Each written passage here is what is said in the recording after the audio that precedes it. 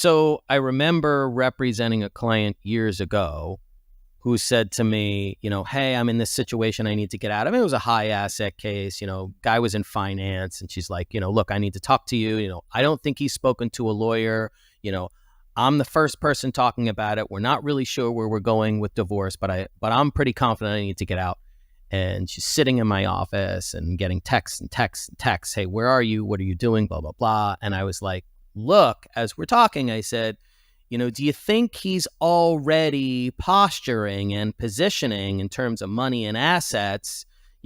Because a lot of times what people will do is you don't think the person on the other side has already spoken with a lawyer, and turns out when they ultimately sort it all out, that they have.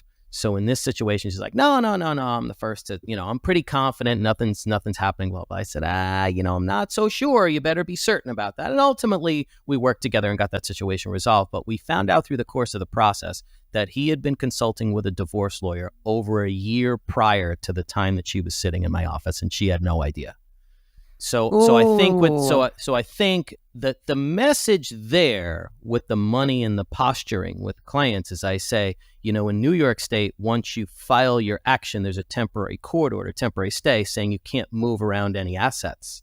But prior to that, theoretically, you each have equal right to the assets and can move money or take money out or change things any way you want prior to that court order. And I talk about divorce financial planning all the time. And so if your spouse has been working on this divorce, consulting with an attorney for a year, there's an awful lot of divorce financial planning that could have gone on in that time.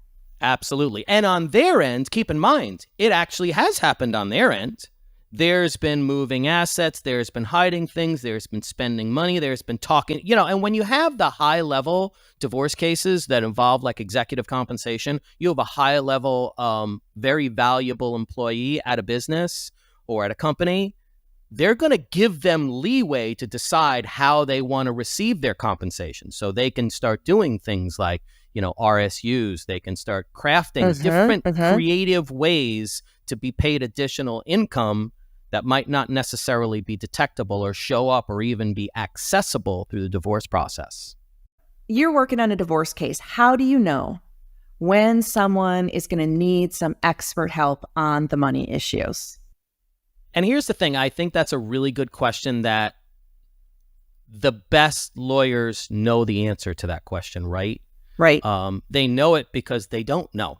I know that sounds kind of silly, but like, when I don't know the answer to some question, because I've been doing this a long time, I say, oh, that should be an indicator to me. Right. That should be an indicator. So I'll give you give you an example. We hired a forensic accountant to do what we call a lifestyle analysis years ago in one of the cases that I had. Now, what a lifestyle analysis means in layman's term is to assess what it costs the non-money spouse essentially to live. What does their lifestyle cost month to month? And you say, well, you just add up the expenses, right? Yes, but when the client comes into you with boxes and boxes and boxes of credit card statements and bank statements and payments and disbursements, number one, that's going to be incredibly expensive for me to sort of figure out. Number two, they say a lot of lawyers aren't very good at math, so we kind of leave it to the accountants, right, to go through those things and make sure those numbers are right. And number three, I can't walk into court and testify to those records. And if you think a judge in divorce court is going to go through boxes and boxes and boxes and boxes and boxes at trial to determine what the lifestyle expenses are, no effing way. So again, we hired the forensic accountant to do that. Now, of course, our podcast listeners cannot see that I'm holding up a book called Lifestyle Analysis in Divorce Cases, the book that I wrote. But people think that lifestyle analysis is just adding up what we spent. And it's so much more than that. Number one, because of the volume of documents you can have sometimes. But number two, because there are adjustments to it. I always use as an example, we could look at your last 3 to 5 years of spending, but what if you had a big anniversary party for yourselves in that spending? What if you had a bar mitzvah? That's not going to be a recurring kind of thing. Now, with economy changes, with inflation changes, the historical numbers only give you just so much information. But if we're trying to figure out on a going forward basis how much your lifestyle is going to cost, there's some calculations we have to do. Right. And I think, look at it like this. In divorce cases, my experience, with the litigated divorce cases is when you bring your case to trial, they don't want you to bring questions to them. Well, judge, here's the questions and here's the information. You tell us. No. The judge wants you to walk in with your argument, your answer to the proverbial question, and the proof for it, and explain it to them point by point. That's what you do. So, case we had, multi-million-dollar construction company divorce, smart enough to know when to hire an expert, because I don't know the answers to these questions. I don't evaluate companies. They do. Hire their forensic accountant, went through all the books and records, and were able to find all of the personal expenses being paid through the company, find out that the girlfriend is now the person that's assisting the bookkeeper to gather all the records and manage all the money, and find out that everything, including the spousal support, is being paid through the company and being run through the company as a business expense, and therefore saying, hey, the company doesn't make that much money. Look at all these expenses I have. Meanwhile, everything's being paid personally, including iTunes for your kid, including, So again, the only way you're really able to ferret that out is 1, know to get the expert, 2, have the expert know what they need to gather and where they need to gather it, and then 3, be able to put that information before the judge in a fashion that they're going to understand it. Because if you think like I said, you think you're going to walk in before a judge and give them boxes of information and say, here, judge, I know they're hiding money. You figure it out. No, judge is going to want to know how much, what expenses, what are you talking about, and when. Okay, so let's talk about the average person who's getting divorced. And I like to call it the 95% of people going through divorce who have average scenarios. They don't have that construction company. They don't have a ton of money at stake, but they probably have, they each have a job. They have a middle-class type of lifestyle. They can't afford an expert like a forensic accountant. And yes, for our listeners, this is exactly the problem that the Divorce Money Guide is trying to solve. You can't hire an expert. You got to do something yourself. But wife comes into you, your client, and says, hey, I think he might be hiding money, or I know he had an affair and he spent money on that affair, but I don't know how much. They're not in a position to hire a forensic accountant. What do you tell them? Well, I think, let's put it this way. Even if you are in a position to hire a forensic accountant, as they tell lawyers, when you put on an expert, you need to know that area of expertise just as well as the expert before you're capable of putting it before the judge. Clients need to be an equal participant, a partner in the handling of their cases. So you should know all of this information. It shouldn't be say, here you go, accountant, you figure out everything and then you tell me. No, you've got to have a handle on this information, and you should be gathering it as soon as possible and perusing it as much as you can. But the problem is people don't really have that expertise to know what they need to get, how they can get it, and where they can get it. So I think, again, I'm saying to clients, because and I'll tell clients, I say, look, I can go through your boxes of statements, or I can give them to my paralegal, who, even though they don't charge what I charge per hour, they're still charging a good chunk of money per hour to go through these statements and go through them line by line. But then it's going to be hours and hours and hours to do that.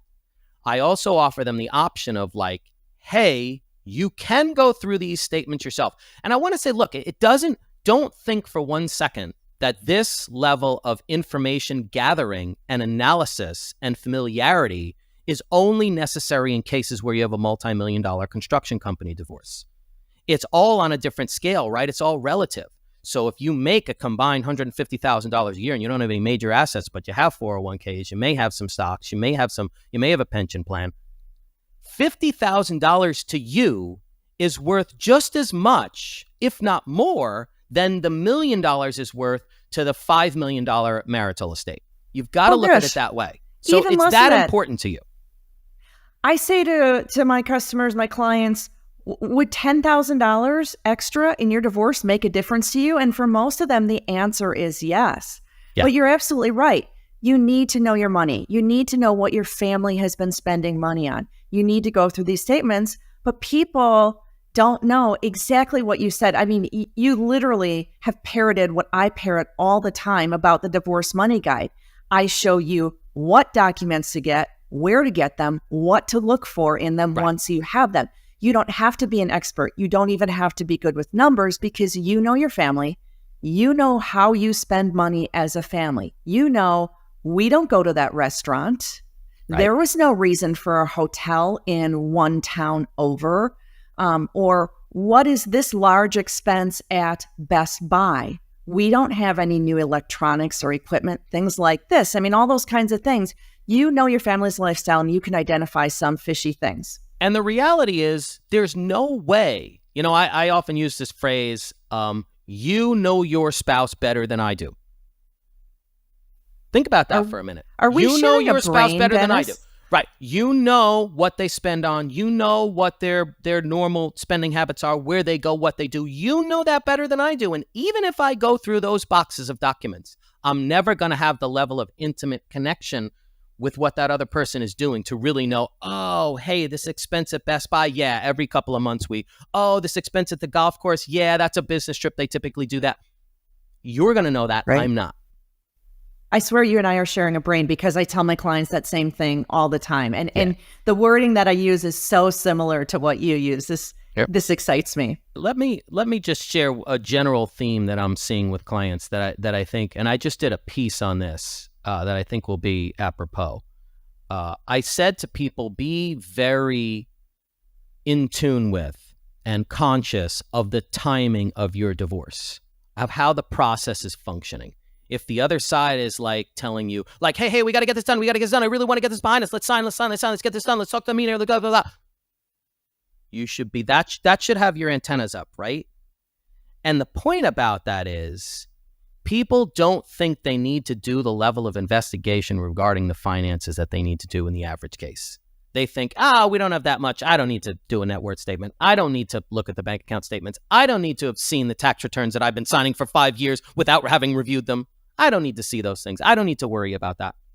No, you do. You do. And especially if you have a case where the other side is very anxious to get that signed, that should be an indication to you that there's something out there that you're not aware of that you should be. And if it's just that they want to if it turns out after you do your investigation that all it was is they really just wanted to get the case over with because it's a painful, experience, a divorce process, then at least you have that peace of mind that you've gathered the information that you needed and you've reviewed it and you're confident anything you sign off on, you're not going to have a post-JOD, what we call them, post-judgment of divorce action where you're saying, oh my God, I made a mistake and I missed that $150,000 401k from his last employer that I didn't even remember about. Or, oh my God, he's been hiding income and instead of getting $125 a year in salary or $250 or $350 in salary, he's been getting, $50,000 value in RSUs and only $100,000 in income. So the story I share is a recurrent theme of people thinking that they don't need to do the investigation with their finances before they sign off on the agreements, and you absolutely do, no matter what the assets are. I can't tell you how many times I have people come to me in the process of, looking at the divorce money guide or seeing something I have on social media saying, oh my God, if only I had looked. After my divorce, I regret that I hadn't looked at all of it. I didn't pay enough attention. So again, you're singing my song. If you find nothing, at least you have that peace of mind.